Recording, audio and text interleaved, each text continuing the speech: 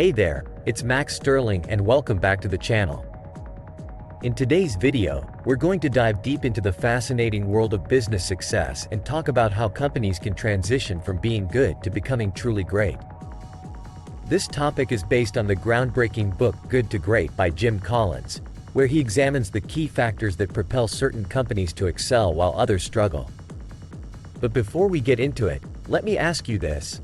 Have you ever wondered why some companies consistently outperform others in their industry? What sets them apart? Well, my friend, that's exactly what we're going to uncover today. So, if you're ready to learn the secrets of business greatness, then keep watching. Now, imagine this: a hedgehog and a fox. The fox is constantly trying different strategies to catch the hedgehog off guard.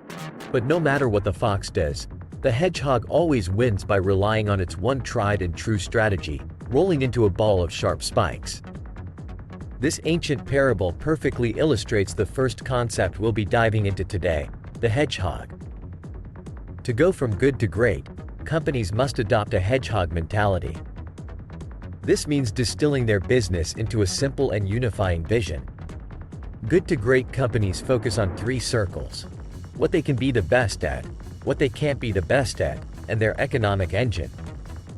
Wells Fargo, for example, realized they couldn't be better than Citicorp in global banking, so they focused on running a bank like a business with a regional focus, which skyrocketed their performance. But it's not just about having a clear strategy. It's also about the people. The second concept we'll explore is the importance of having the right individuals on the bus. Good to great companies hire people with an entrepreneurial spirit, individuals who don't need to be managed or motivated. And when it comes to letting people go, it's crucial to evaluate if they're the right fit for the company long term. Now, let's talk about where people sit on the bus. Imagine the bus is divided into two sections: the front and the rear. The front section is reserved for the highest performers, those who are focused on the company's best opportunities for growth. The rear section is for those who resolve the company's biggest problems. This strategic allocation of talent ensures that the right people are in the right roles, driving the company forward. But none of this is possible without the third concept, the Level 5 leader. Level 5 leaders are not driven by ego or personal recognition. They are humble, yet fiercely determined to make the company great. Just like Abraham Lincoln, they surround themselves with talented individuals and are willing to do whatever it takes to achieve success. So, my friend, to determine if a company can go from good to great, ask yourself these questions. Do they have a hedgehog mentality? How do they manage their bus? And do they have a level 5 leader at the helm? These three concepts are the pillars of business greatness, and understanding them can transform any company, or even your own business, into a true success story. Now, before we wrap up, I want to remind you to subscribe to this channel, like this video, and hit that notification bell so you never miss out on our valuable content.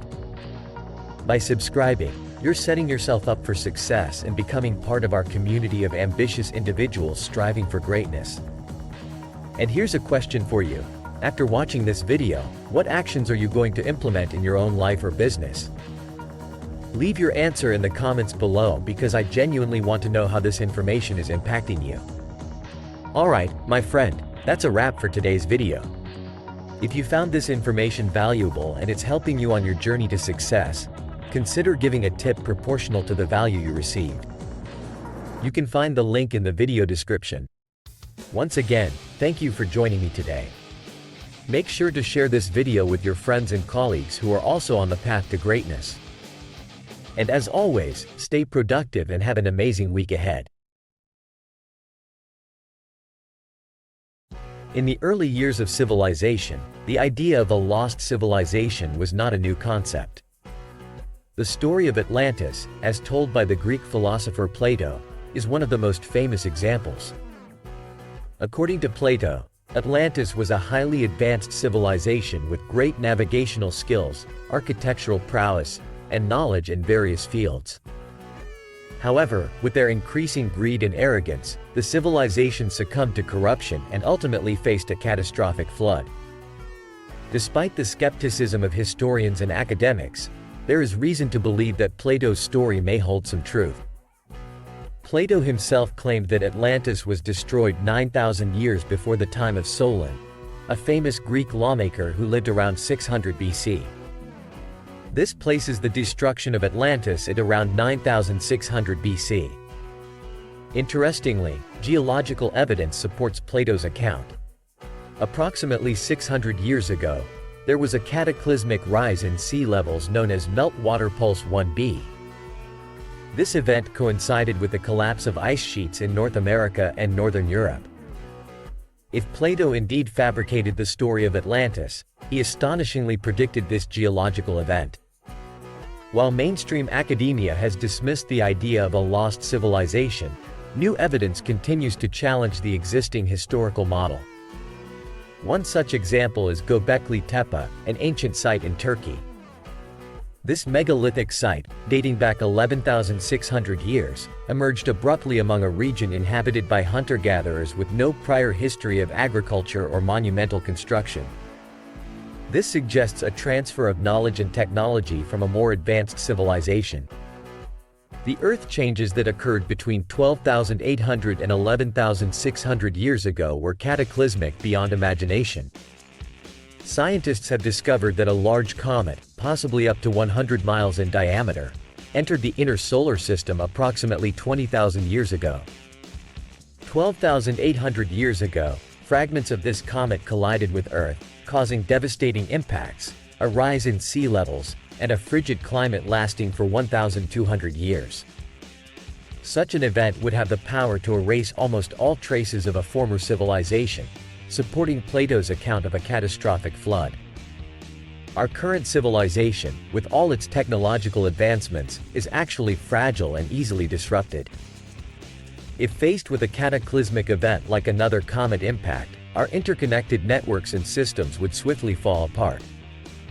In such a scenario, hunter-gatherer societies, accustomed to surviving in challenging conditions, would have a better chance of survival than our modern society, which heavily relies on fragile supply chains. The story of Atlantis serves as a cautionary tale for our civilization. We are proud of our technological achievements, but we should also embrace humility and learn from the mistakes of the past. We should not let arrogance and greed lead us down a destructive path. The lessons of Atlantis remind us to approach our prosperity with moderation and to consider our place in the universe.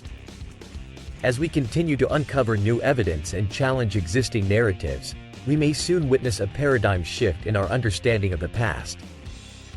This radical revisioning holds the potential to reshape our perception of history and our place in the world.